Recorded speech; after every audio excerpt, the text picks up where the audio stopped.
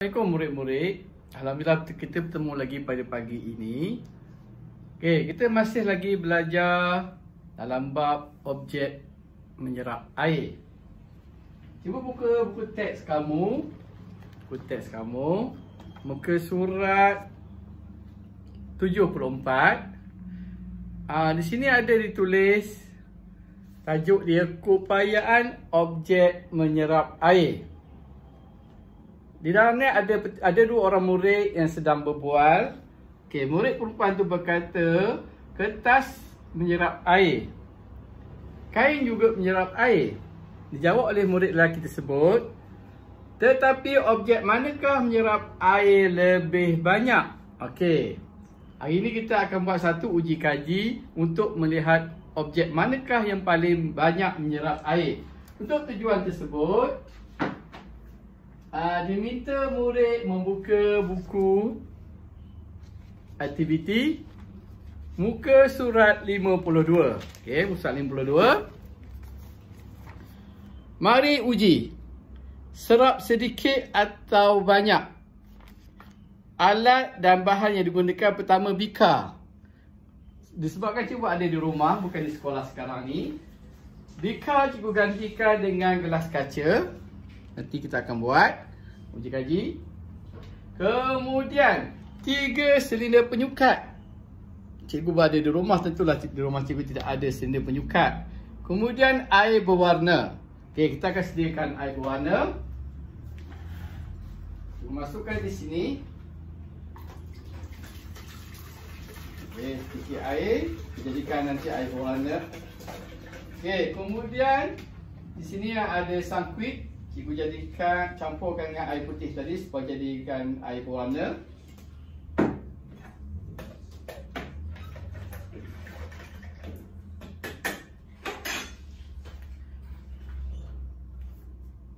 Kemudian kain lap. Sediakan ni, kain lap sudah sediakan. Kain lap.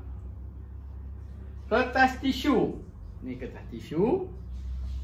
Kemudian kapas muka. Okey, ni kapas muka. Mungkin kamu pernah lihat kapas muka ni di rumah kamu. Kemudian kalau kamu perasan dalam buku ni, kain lap, kertas tisu, kapas muka sama saiz. Okey. Maksudnya ketiga-tiga ni hendaklah disediakan dalam saiz yang sama. Barulah uji kaji kita menjadi betul dan benar, ya. Okey, kita akan gunakan kapas muka lebih kurang setebal ini. Tebal ni. Okey, kapas muka. Tisu kita anggar lebih kurang sediakan dalam ketebalan yang sama. Okey, tisu. Okey, ini tisu. Kemudian kain lap. Kain lap di sini agak besar. Cikgu kena keratkan supaya mendapat saiz yang sama. Okey, keratkan. Okey, kenapa perlu kain lap, kapas muka dan kertas tisu dan gunakan saiz yang sama? Kalau di tahap 2 nanti, apabila kamu masuk tahun 4 dan seterusnya, bila melakukan uji kaji, mesti ada objek yang dimalahkan. Cuma pada tahap 1 disebut saiz yang sama. Maksudnya malah tu. Kalau kita gunakan kertas tisu lebih banyak daripada kain kapas muka, uji kaji itu dah tidak jadi betul. Sebab kalau lebih banyak kertas kapas muka, tentu dia paling banyak menyerap air. Jadi kalau kain lap ni, kita sediakan juga saiz lebih kurang sama. Ketebalan lebih kurang sama dengan kapas muka tadi, dengan kertas tisu.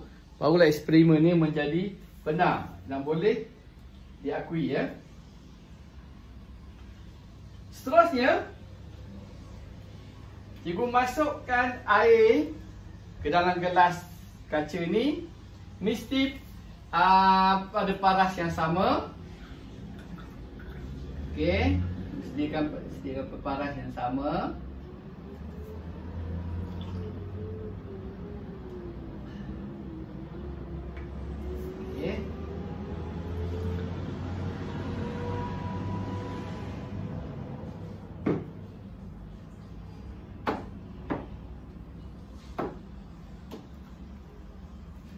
Supaya lebih jelas, cuba rapatkan ni alat ni supaya nampak lebih jelas.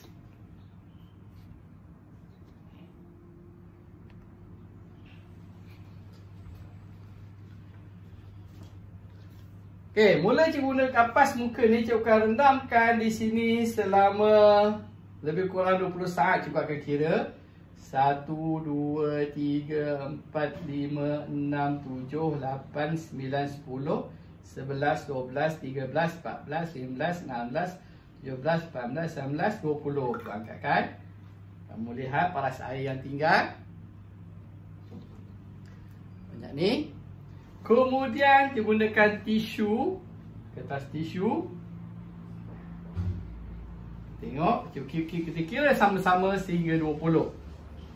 Mula main mereka kita sama kira 1, 2, 3, 4, 5, 6, 7, 8, 9, 10, 11, 12, 13, 14, 15, 16, 17, 18, 19, 20.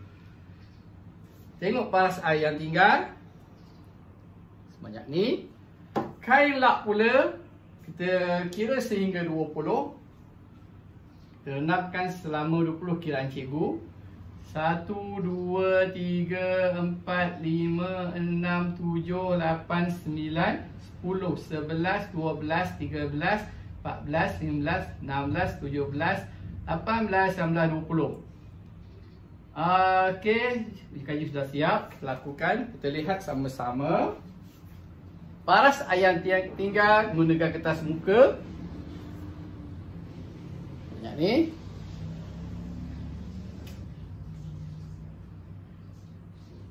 Paras air yang tinggal menggunakan kertas tisu. Kita bandingkan. Ini kertas muka. Mana paras air yang paling sedikit agaknya? Yang ni lah.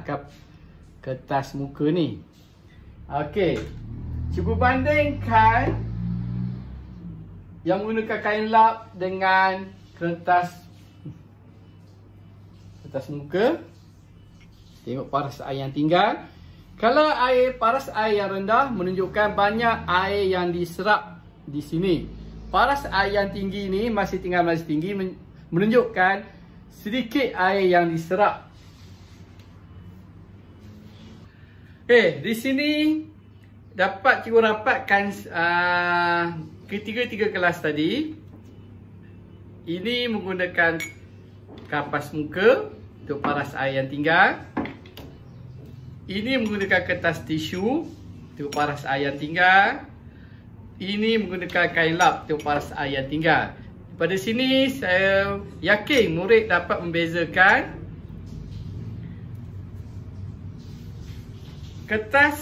kapas muka lebih banyak menyerap air. Tengok baki air yang tinggal.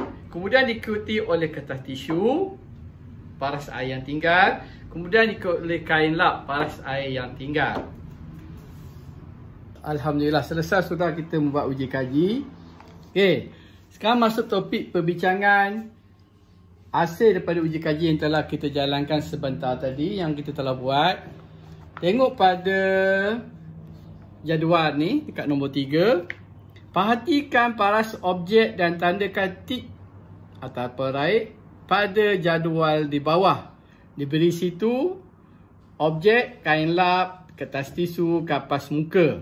Tinggi ni maksudnya objek yang paling banyak menyerap air. Mana antara tiga ni paling menyerap air, paling banyak menyerap air, kamu tikkan. Kemudian yang paling rendah kamu tikkan, yang tengah tu yang sederhana lah. Seterusnya, nyatakan objek yang menyerap air paling banyak.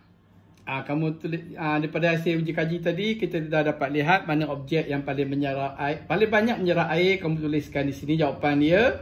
Menyerap air yang paling sedikit, kita dah lihat tadi mana objek yang menyerap air paling sedikit.